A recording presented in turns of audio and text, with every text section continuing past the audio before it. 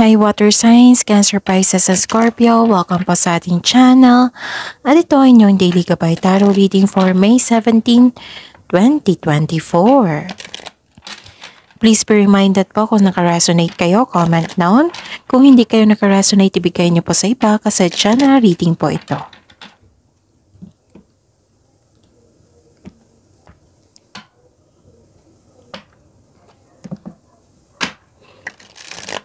Gamitin ang reading na ito bilang gabay lamang. Please like, subscribe, and click bell button for notification para updated po kayo sa daily tarot reading natin. Maraming salamat po.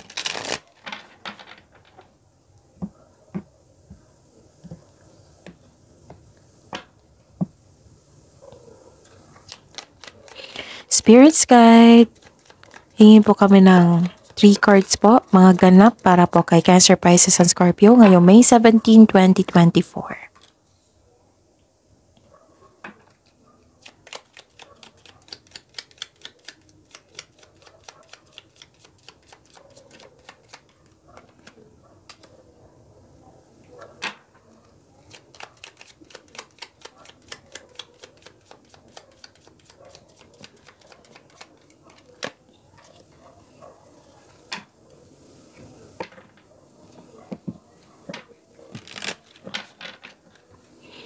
Spirits Guide, mga mensahe po para kay Cancer, Pisces, at Scorpio ngayong May 17, 2024.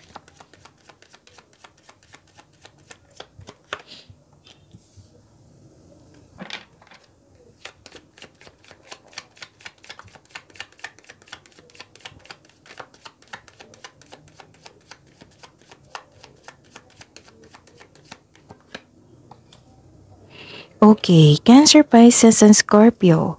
Ngayong May 17, 2024. May nakita ko ditong delay. Pwede din na may challenges dito tungkol sa isang bata. Tapos may nakita ko ditong blockages. Pwedeng boundary, hindi kayo nag-usap. Tapos may matigas ang ulo. May concern kayo sa isang matigas na ulo. Oo. Matigas ang ulo. It might be bata pa to sa inyo. May nakita ko ditong new beginning. May concern talaga sa isang bata na immature. Pwedeng anak nyo ito, apo, pamangkin. May nakita ko dito na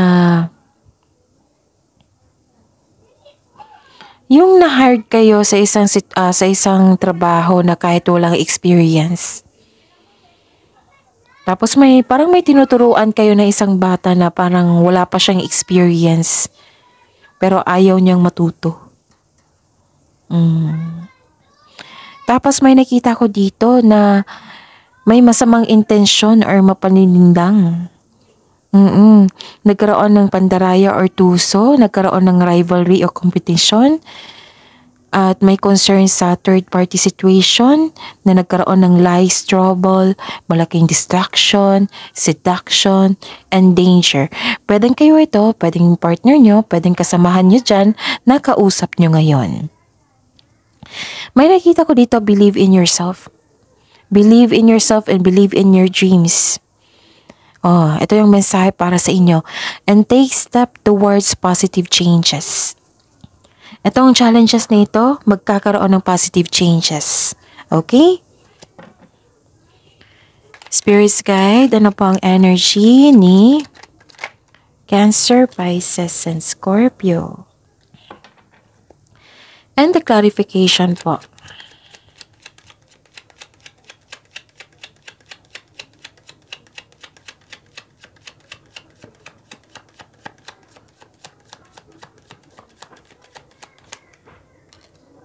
Okay. By the way, Cancer, Pisces, at Scorpio, sa mga humihingi ng monthly gabay tarot reading, nais ko ipaalam sa inyo na still open pa rin yung May 2024 monthly gabay tarot reading nyo. So, pa-schedule na po kayo.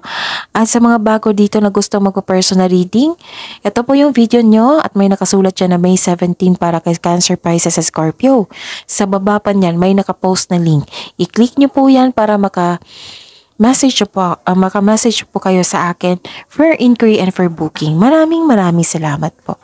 May celebration dito.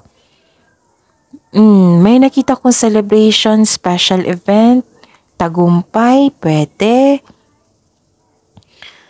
Pero anong nangyari? Nakita ko dito na nagkaroon ng ayaw niyong mag-celebrate. Ganon. Pwedeng pagod ka, pwedeng hindi ka masaya. And nagsabi ng card niyo po dito na sabi po ng card niyo dito na find joy that exists right now. Deserve mo mag-celebrate kasi deserve mo ang tagumpay.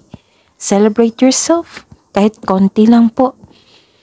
Kasi ito yung magkaka-increase ng flow of positive opportunities into your life. Ito yung hahatak ng mga blessings. Magkakaroon ng smooth flow ng inyong energy. Yan yung mag-i-invite sa mga blessings na para sa inyo. Para hindi magkaroon ng blockages. So, celebrate it. Kung pagod kayo, huwag niyong pilitin. Then, pagkabukas. May nakita ko ditong bagong simula. May bagong simula, may inspired ka. Busy kayo ngayon. This is new beginning ha.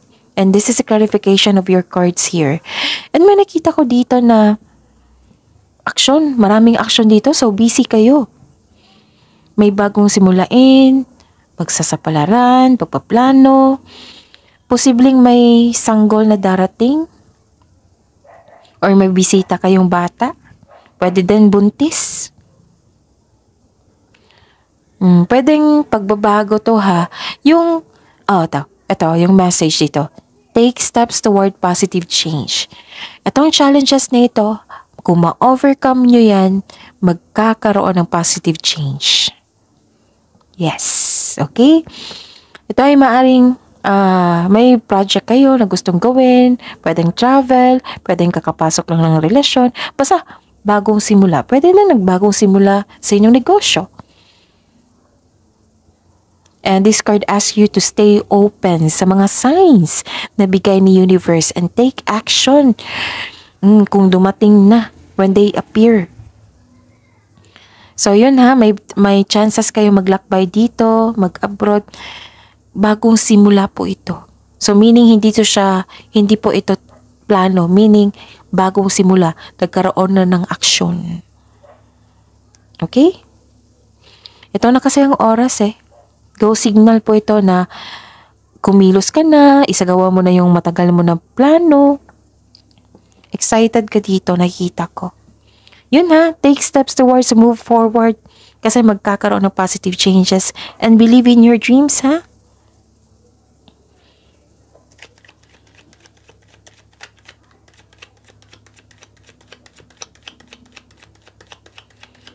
Spirit guide, career and money po ni Cancer, Pisces and Scorpio ngayong May 17, 2024.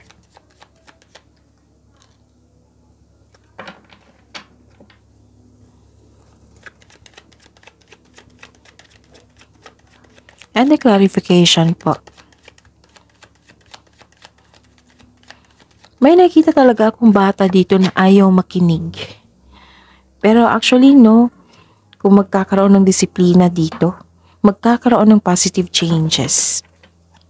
Yes, it might be you ha, it might be this child. Tinutulungan mo tong taong to eh. Tapos hindi na ako magtaka kasi si Cancer, Pisces and Scorpio is very matulungin. Kulang na lang lahat binigay. Oo. Pero nakita ko talaga tinutulungan mo yung tao. Pwede din sarili mo ito. Okay, ano pa? Bakit nalilito kayo dito? Nalilito. Bakit? Okay. May nakita ko ditong naiirita ka sa taong mayabang. Oo, naiirita ka sa taong mayabang, tapos may concern kayo sa boss or kasamahan mo dyan na bossy, na gusto niya makuha lahat ng gusto niya, ganun. It might be this person na bata pa sa inyo, na gusto niya makuha lahat, na naiirita ka. Oh, or hindi kayo satisfied sa completion ng project mo. Kasi may nakita kong tagumpay dito. So this is the clarification of your card here, na hindi kayo masaya, hindi kayo satisfied sa natapos na. Pero actually, ang cards niyo nagsabi dito na tagumpay po ito. And may reminder po dito, Cancer, Pisces, Scorpio, na huwag masyadong gastahin yung biyayang natanggap nyo. Like for example, kung pera ito ha, huwag nyo po daw gastahin. Kailangan nyo daw i-celebrate po ang tagumpay ni ito. 2 card na po nagsabi ha. So celebrate it by expressing gratitude and generosity. Kasi itong binigay na blessing sa para sa inyo is malaki, marami. So that is intended to help other people. And confident naman ako ha. Oo. Confident ako na magbigay talaga kayo ng tulong. Siguro pagod lang kayo. Okay. Tapos may offer na dumating, tapos agad yung binigyan ng aksyon. Tapos, may offer po or opportunity. Pwede din may dumating na balita, tapos bigay kayo ng reaction, ganon. Pero, mostly action to eh. May nakita kong away dito, or naiirita ka talaga sa taong ito. Oo. Pero ihanda mo yung sarili mo ha, to defend yourself. Pero kung mag-cause ito ng malaking trouble, pag-isipan talaga na mabuti. Yan yung sabi ko sa inyo parate, na huwag niyong i-accept yung negativity niya, yung toxicity niya. Kasi kung i-accept mo yan, magkakaroon ng blockages. Kung magkakaroon ng blockages, hindi balance ang inyong energy. Okay? Tapos manindigan mo daw kayo sa inyong plano. Mas may nakita ko dito na binigyan kayo ng go-signal na aksyonan, bigyan ng aksyon ang inyong matagal na plano. Kasi malakas ang inyong confidence dito. Okay? And careful po daw kayo sa paggawa ng desisyon. Kung pwede po daw na hindi po daw, yung hindi, kasi nakita ko dito rush biglaan. Gusto nyo yung action. Be careful lang po daw sa paggawa ng desisyon.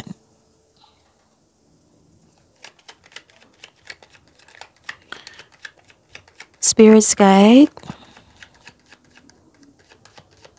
Love life, self-love, partnership, and romance. Ni Cancer, Pisces, Scorpio ngayong May 17, 2024. Busy kayo ngayon? This is good kasi nakakonect kayo sa inyong intuition. It might be nakapagpahinga na kayo. You're very talented, matalino. Nakakonect kayo sa inyong sa nature. Okay? So sa love life, self-love, partnership, and romance ni Cancer, Pisces, and Scorpio. May nakikita ko dito, granted yung manifestation nyo.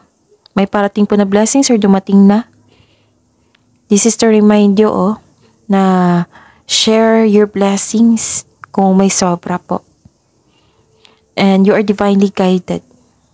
You can make your imagination real. And nakakonect na kayo sa inyong intuition, sa nature. And you are divinely guided. Some of you dito nagmanifest ng wonderful relationship. Sabi po dito ng card nyo na your manifest will be granted soon. Magbigay lang po daw ng attention sa pagbalanse sa inyong emotion po. Mag-remain grounded and passionate para may ma-attract ka. Ma-attract mo yung partner mo o yung ibang tao na magkaroon ng, kung green flag ka, yan yun din yung ma-attract mo. Basta work your, to balance your emotions. Paulit-ulit yung sinabi dito kay Cancer, Pisces, and Scorpio. So, ayun. And, ayun. You're inspired. Ano pa? May nakita ko dito na, nag-iisip ka dito, nagmumuni-muni, nag-iisip ng plano, pangarap sa buhay, nag-iisip ka ng desire sa buhay. Sa mga single dito, wow. Marami kang maliligaw dito, marami kang choices. Iniisip mo kung sino yung right person para sa inyo. Na ang siyang may genuine love sa inyo. Mag-ingat lang po sa sobrang pag-iisip ha, baka malito na kayo kung sino yung pipiliin nyo. Sa mga may relasyon sa buhay mag-asawa, kahit may partner kayo, may nagpapahiwatig sa inyo, so kaya pala lumabas itong temptation na ito. So sa mga may relasyon dito ha, sa buhay mag-asawa, may lumabas po na temptation dito. So mag-ingat po, balansin ng emotion. Kasi committed na po kayo. It might be this is an issue sa iyo, sa inyong partner, or sa kasamahan dyan na nagkwento sa iyo. Kasi si Cancer, Pisces, sa Scorpio is very concerned sa kapwa nila. So yun ang challenge sa inyo. Yun na, yung may bago kayong simula, kung nahihirapan kayo, move forward lang po kasi may nakita naman ako ditong positive changes. Believe in your dreams, believe in your dreams kasi may goal kayo. Ma-achieve mo naman dito. Nakita ko dito na granted yung manifestation nyo. And kung pagod kayo, then magpahinga. Kasi nakikita ko dito, disappointed kayo, pagod kayo, pahinga muna, then celebrate. I-acknowledge mo yung blessings na receive mo ha. Importante yan. Importante yan kasi acknowledge mo ang bigay. Tapos yung temptation. Oo, kailangan yung labanan yan. Oo. Okay? So, ayun. So, tingnan ko kung may dito. Repeating number. What is this? Okay.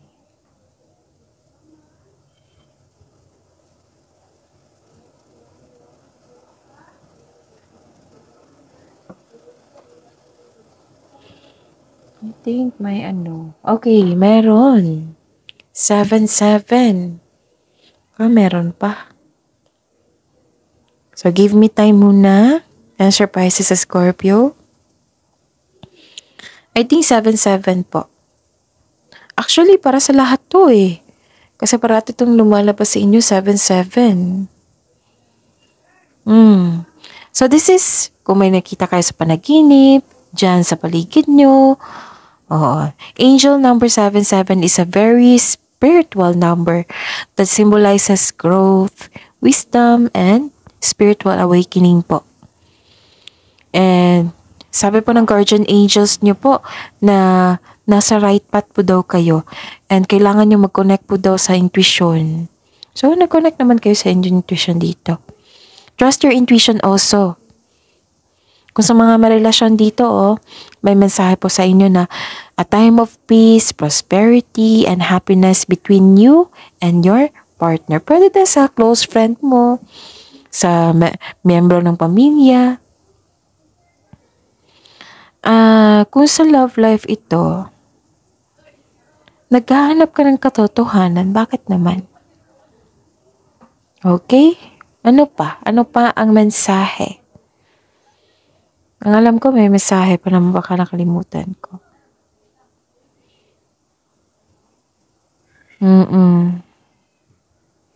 So, yun. Connect to your intuition, awakening.